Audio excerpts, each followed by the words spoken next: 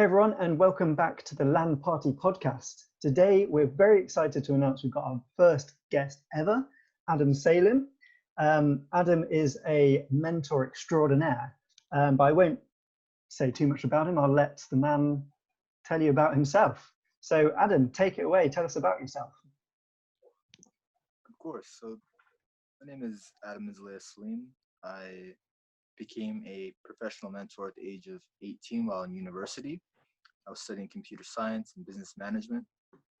I knew that I had to do something which was impactful in the world, right? And mentoring, it's free. So 90% of what I do is free mentoring for people. The other 10% of what I do is premium consulting, coaching, and advisement for different technology. Really, I specialize in technology, esports, Yeah. sports, and entertainment companies. So the top 1 to 5% of companies that are in these industries, that those are the people that I help. Okay. And the reason why I do this is because there are people who obviously, they won't be able to afford my services, right? So if I can mentor them for free, right, it's at no cost to them. They can schedule an appointment with me at any time. But then at the other times when they're not being mentored by me, I'll tell them, okay, well, when I'm in an appointment and working, right, you can schedule an appointment with me later, and I'll be able to help you while you have this free session now. Does that make sense? Yeah, that makes a lot of sense. Yeah, it's a nice way of running it with, like you said, the free mentoring, so people can kind of get started in the industry, and then once they're in there, obviously I assume you kind of do more detailed mentoring. And I saw on your LinkedIn profile, at least, you've got this fundable strategy thing. Tell us a bit more about that. Yeah, so your fundable strategy is developed when you want to, first, just get money, right? And then Mhm. B, if you want to have a long-term strategic initiative, right, in terms of what you're going to do with the funds. So this is how investors, sponsors, and people like me who are doing corporate strategy for businesses, this is how we know that you're someone worthwhile in terms of investment, right, from a venture capital perspective. Right. Okay. That's really interesting. So how did you first get into the esports world? Yeah, so I started playing League of Legends when I was fairly young, so Mm. around middle school. But even earlier, I was playing Super Smash Bros. And Halo Combat Evolved, and I would play those competitively. And that would be like the majority of my time spent playing these games when I was super Awesome. young. So nobody really knew that esports was going to be a career, right? A job or a calling in life for me at the time. I was just like playing for fun. But now I Mhm. realize back then it was within the foundation, right? To get market experience, to get the understanding of the user base, right? And really, when you understand the customer experience, right, you can tell people, okay, this is how a gamer thinks. This is how a gamer wants a game to perform, right? This is how a gamer wants to really experience the, I guess, in terms of if you have a virtual reality, like with Oculus, right? This is Yeah. how a gamer would want Oculus to operate, so they can have the best experience possible. Okay. Yeah. That's it's a really interesting point made about when you were younger and you didn't really think esports was an option. Because I remember way back when I was younger and playing games, there was this whole stigma around, if you're playing games too much, you're a massive nerd, and your parents have to like kick you out into the garden and be like, go play outside.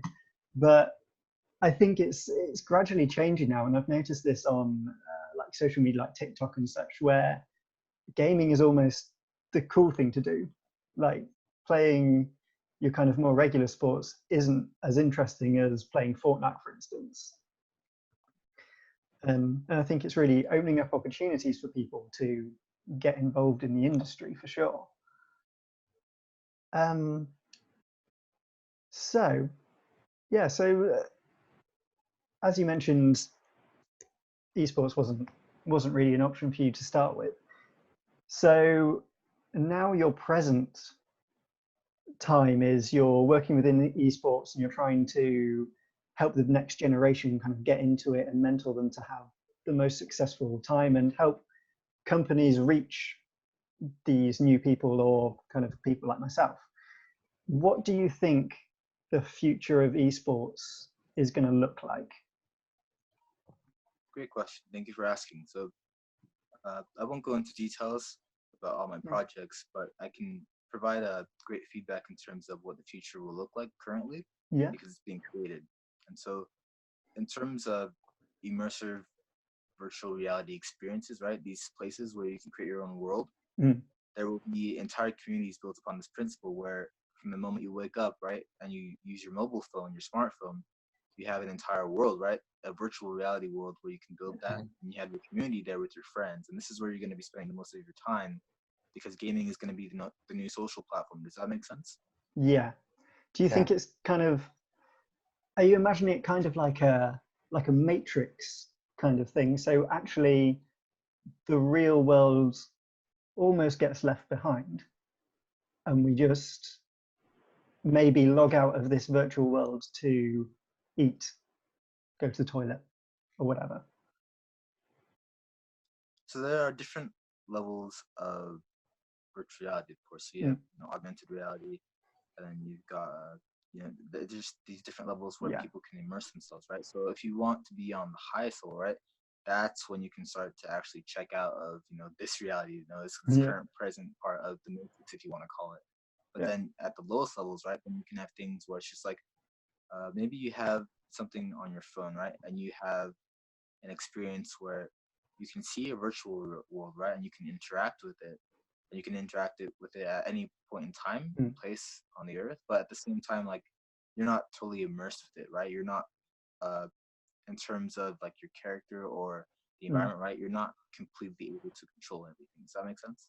Yeah. So almost, I guess, a real world version would be Pokemon Go, something like that. So you've got that immersion into a different world, but it's not like you say, it's on your phone and you've still got the surroundings. Of course. Yeah. Yeah. I think that's a good way to go. And what about the kind of in terms of the actual business side of esports? How do you think that's going to evolve? Because at the moment it's quite a weird industry. It's almost the industry is very protective of its secrets.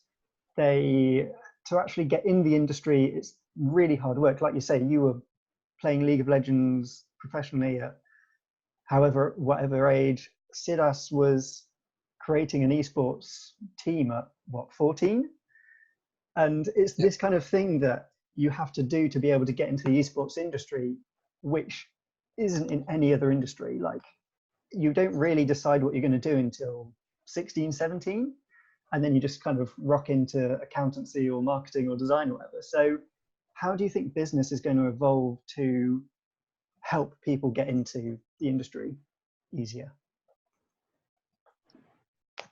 Yeah, good question. So in my experience, right, growing up, the reason why I didn't stay as a professional coach, right, in League of Legends, I didn't want to Mm. go as a professional gamer in that route because I knew that if I just organized events and coach people, right, I could get paid $45 an hour or more Yeah. as a teenager, and I'm doing well for myself. I'm happy, I'm good. The problem was with esports, right? A lot of people don't have that experience to coach. They don't have that experience to actually organize an event and become someone of a management level, right? An Yeah. executive of some sort. And so when I was organizing these events, I told people, you're gonna have to work for free at sometimes, but if you want to become a professional, right, you have to stop working for free. You have to choose to start charging, a very high price to actually sustain yourself. And Yeah. so that's why I started getting paid $45 an hour to coach as a teenager because I said, I'm in school, but at the same time, if I wanted to go full time with this, I could. I could drop out of school, and that's what I did in university. But I Mm. didn't do that until after. Well, I had an established esports career, and I was able to support myself financially. Yeah. So you had that, you built up that sustainability, and it's kind of, I guess you valued yourself, which is quite important. Um, Being able to put value in your own skills and be like, you know what, I am worth this amount. And if you don't want to pay that, then that's a loss for you, I guess. Yeah. Um, So when you look at it, from, uh, your perspective, right, you have to value yourself in terms of your accountability and responsibility. So that's how you can get to that point where mm, you become a professional and you actually get paid. Yeah. So would you, so for people who are really looking to get into esports and maybe they want to do events and management or coaching, whatever it is, would you suggest they do any work for free, or do you think they should just go in straight away and say, this is what I'm worth, this is my skill set? Great question. So the proper way to actually get into the esports industry and get paid as soon as Mm. possible is to build a portfolio around the skills you want to have, right? So if you have no experience, no knowledge, no real skills, right? You look at what other people are doing, right? You're saying, I want to become a coach like that person, right? Mm. And you look at their portfolio and you say, how do I build that for myself right now? But you break it down step by step, right? So if you want to become a League of Legends coach like I was, you would say, how do I look at my teams or my players or whoever I'm coaching and say, I want to help create content with you and I want to post it on YouTube. I want to post it on LinkedIn, right? So other people can see what we're doing and they can see Yeah. that I have experience, right? You build up a portfolio, right? A body of work Yeah. where let's say someone like myself can look at your LinkedIn profile and I'll tell you, this is the way you have built a community, right? Through online, content creation, right? Because you need content, else you're not going to be discovered. You need content, or else Yeah, of someone will course. know what you're doing. And then once you have this content, right, you build up this community. You also have the skills, right? You've been coaching people, and they know who you are at the same time because your content's being floated around the internet. Yeah, of course. That's yeah, I mean that's almost the best way to work in any industry really, whether it's gaming, design, marketing, just getting out there and creating something around your skill sets works for anything, doesn't it? Um, so I guess the going on from that, where what do you think would be the best place to promote yourself? Um, to get in front of the people you want to get in front of. Yeah. So looking back from my experience, right, I was working at AutoZone mobile auto parts shop, just selling car parts a few months ago because I stopped being an entrepreneur. I didn't want to have Yeah. this entrepreneurial life. And when I decided to get back into entrepreneurship, I realized there's only a few platforms where people can get noticed very well in terms of Mm. reach. And so there's Instagram, there's Yeah. TikTok, you have IGTV, part of Instagram, and so you have LinkedIn, YouTube being number one. And the way I use these platforms, right, I built up a portfolio of work where people could say, "Wow, you created that," and I said, "Yeah, I helped with Mm. marketing or I helped with the management of the project, right?" And I could go through each detail of the step-by-step process, and people would say, "Well, why aren't you, getting paid? Why are you doing it for free?" And I'm like, because I love doing it. Like I'm a mentor, so it's not something that I need to do Yeah. professionally to get paid all the time. I want to do it because it's something that is my calling, right? It's my dharma. I have a duty, but at the same time, like if you want to be discovered, right, use YouTube because you have algorithms which will help you get pushed out to the broader user base, which is like 2 billion plus people. Yeah. It's insane. And so that's how you would get leverage and really grow and be found. Yeah. Fun YouTube fact as well is obviously because it's owned by Google. In the Google rankings, they rank YouTube videos above anything else. So you'll get an ad and then you'll get YouTube. So, like you're saying, it's probably the best place to get noticed. What do you think about YouTube versus Twitch? Do you think there's an opportunity to use Twitch as much, or is Mixer is a new one as well? Yeah. So with YouTube and Twitch, right? Twitch is more a very difficult platform to be discovered on, right? There's no Mm. discoverability features in terms of algorithms helping you be discovered. On YouTube, though, it's different because if you post a video, right, you can go viral, and the Yeah, virality is something that you can use to help leverage on Twitch. This is how you can actually grow your Twitch stream very quickly in some cases.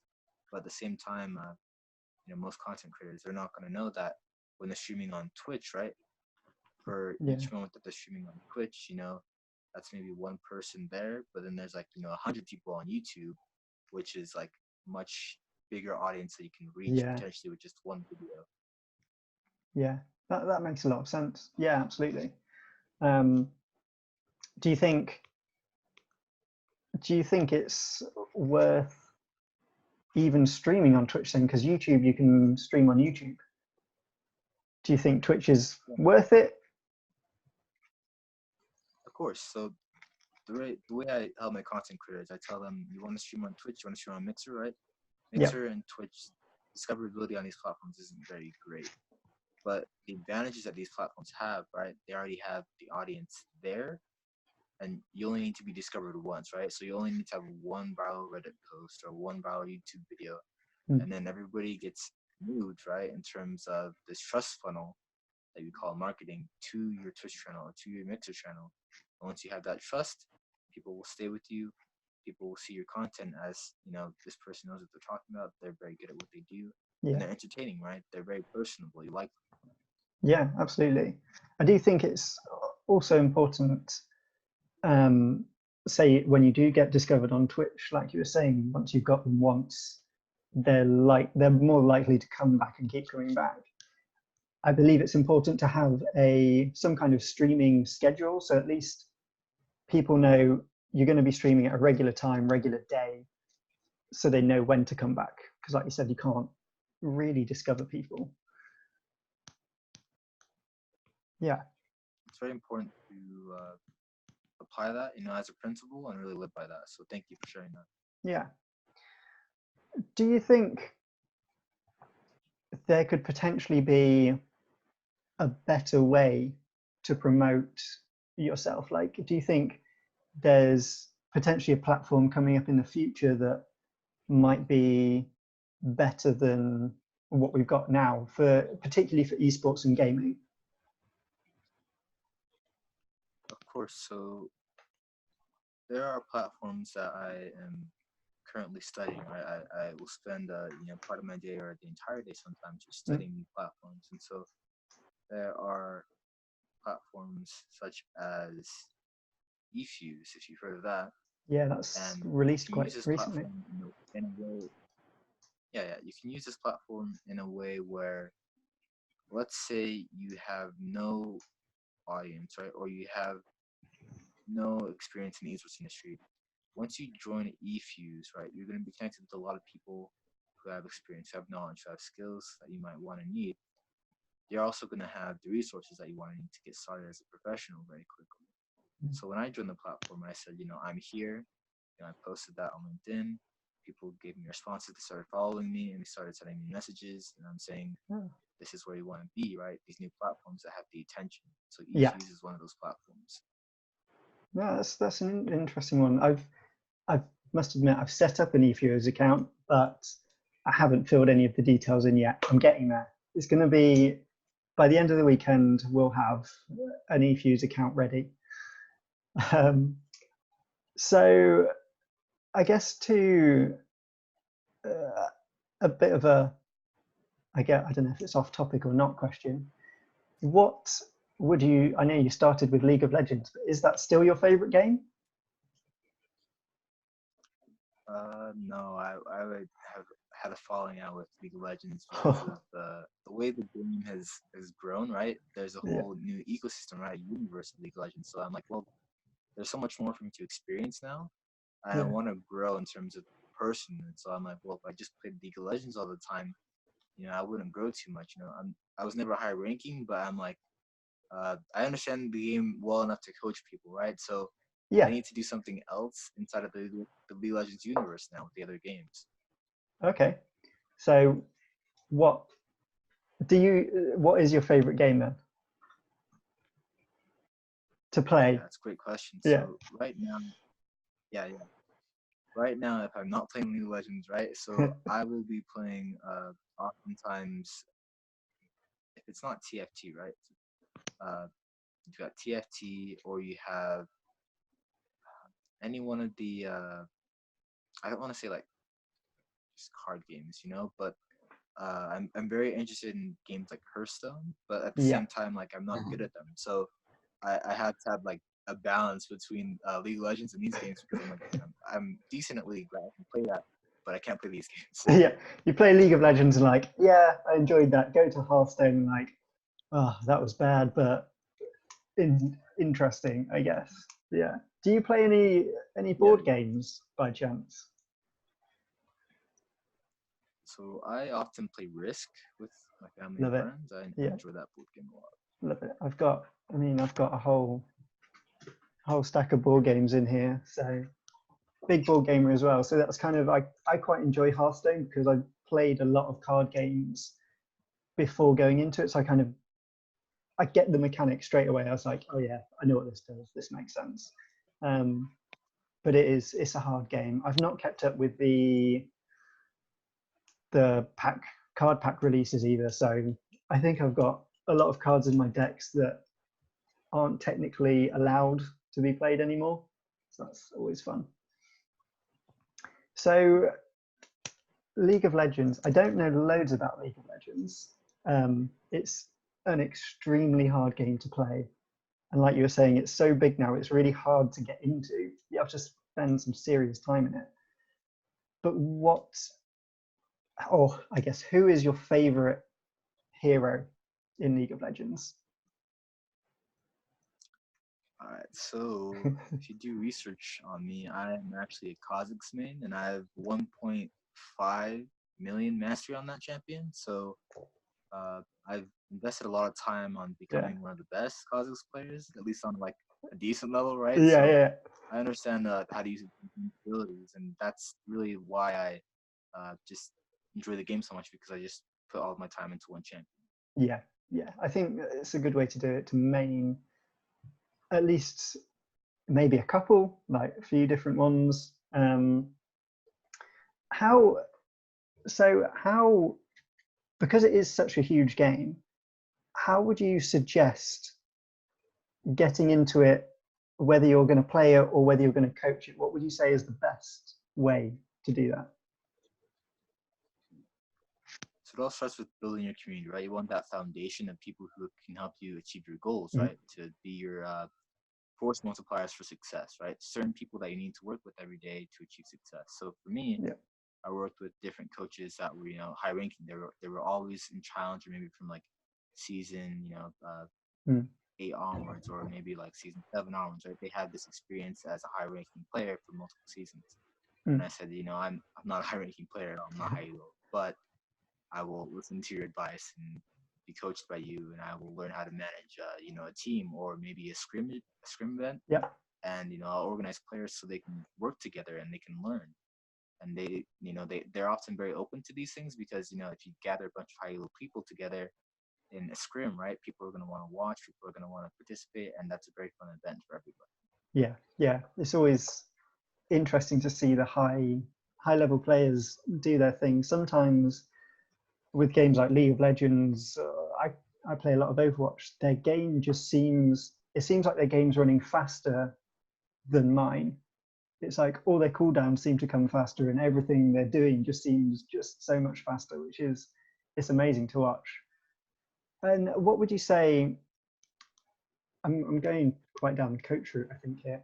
So what is one of the most important skills to have as a coach? So right now, people they often question, like, Adam, how do you coach people that are challenger when you're not challenger? You're low elo and platinum, and I'm telling you, my job as a Yeah. coach is not to be high low. My job as a coach is to help you remain accountable and to help you remain responsible. So understanding these things is the difference between people who are great coaches and people who are not good coaches, because you can see how some coaches professionally, they're only gold, but they're coaching professional, teams in League of Legends, and they're going to world champions. So it's like understanding that difference between being someone who's accountable and responsible as a coach versus someone who, they had that experience as a professional, or they had that experience as a high level player, right? Those are two very different experiences, but they both work if you're going to become a coach. Yeah, yeah, that's a good point.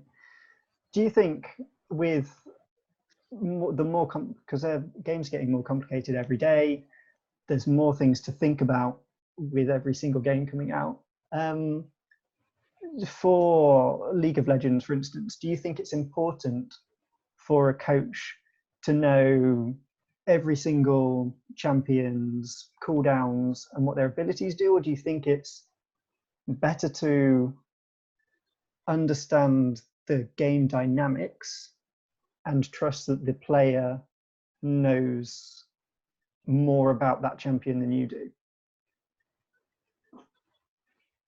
So when I'm coaching someone, right, let's say if they're diamond or masters, grandmaster, right, I already know that they understand the game on a fundamentally different level, right, objectively speaking, right. Their personal truth of how they understand the game is different in terms of mechanics, right.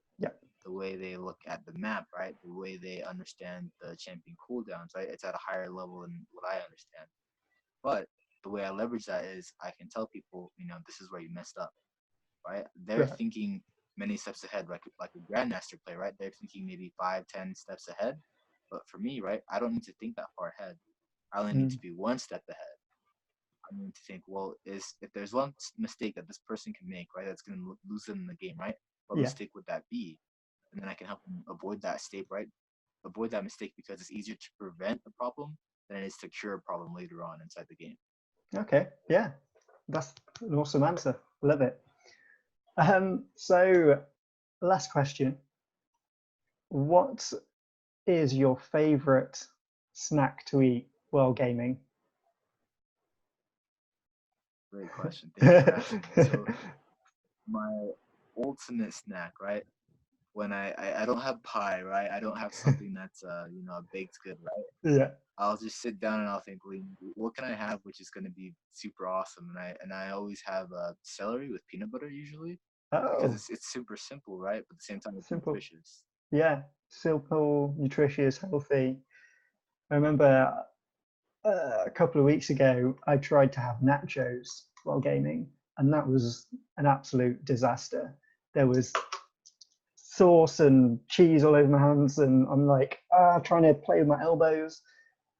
Mental. But celery and peanut butter is a good one, because it's not a dirty snack. You don't really get anything. You can pick it up and put it down. Yeah, I like it. So finally, if you want to have 30 seconds just to tell us what you're doing at the moment, if there's anything you want to promote, just go for it. Of course. So I'll let you in on a few, need to know basis events. So I'm currently working heavily in the artificial intelligence industry. And so esports events that are going to have, more, crazy dragons flying around, or maybe something in terms of immersive reality experience, right? Where you can actually be in a space, right? And you can interact with it and build, entire world with it, right? I'm building these events of the future, and I'm trying to understand them on a way where I can communicate the value, because a lot of people, they don't understand, like, this is where esports is heading. But virtual reality right now, there's such a small market for it in terms of actual esports titles. Yeah. And I'm really promoting the work as, okay, well, as soon as you can experience immersive reality, right, virtual reality, then really have fun with it, and then just go and do the things which you want to do, right? Because there's going to be entire worlds that you can build and create. That's awesome. Virtual reality, the future. Yeah, I love it. And so that's it for today. So thank you, Adam, for coming on. It's been awesome to talk to you, and I think I've learned a lot about esports and mentoring, at least, and the business of esports. So I hope everyone listening has. So yeah, we'll see you next time. That is a wrap. Nice talking to you. Awesome. Thank you. Awesome. Hey, thank you for listening to the LAN Party podcast. We hope you've enjoyed listening to it as much as we've enjoyed recording it. It's amazing talking to these incredible people. We're always looking for more people to come on, so if you're in the esports industry, just get in touch and let us know you're interested in coming on board. Also, LAN Party is a project that we're working on right now, and we are currently looking for investment to make it even more of a reality, to speed the project up, to make it better than it could be with what we've got at the moment. And we're also looking for developers who maybe want to come on board and work with us on creating this new technology that's going to change the face of esports. So if you're interested in that, let me know, just drop us an email and we can start the conversation.